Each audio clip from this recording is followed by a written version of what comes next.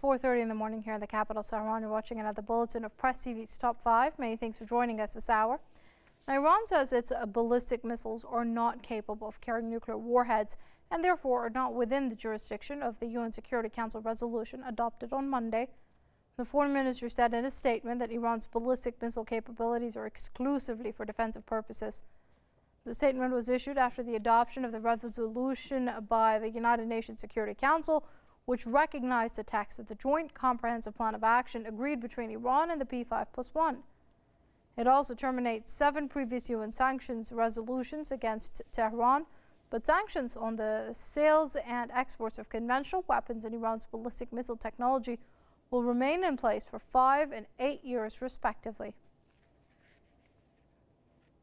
The vote was unanimous. The 15-member body agreed to pass Resolution 2231 and lift economic sanctions against Iran. The Council approved the Joint Comprehensive Plan of Action that was drafted over many months of negotiations.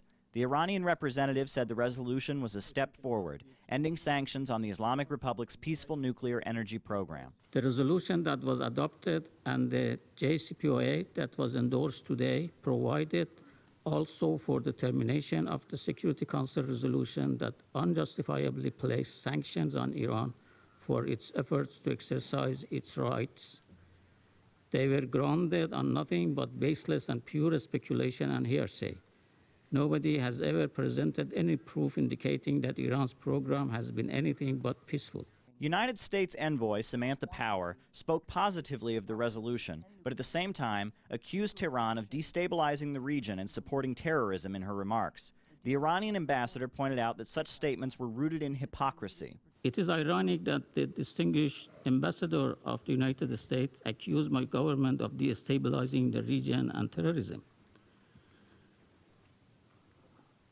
The country that invaded 2 countries in our region and created favorable ground for the growth of terrorism and extremism is not well placed to raise such accusation against my country.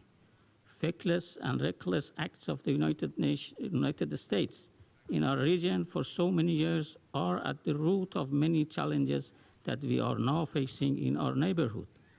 Iran is a stable country in an unstable region. Speaking to the press from the stakeout, the Israeli representative expressed a cynical view in remarks that included many heated accusations against Iran. Today, you have awarded a great prize to the most dangerous country in the world.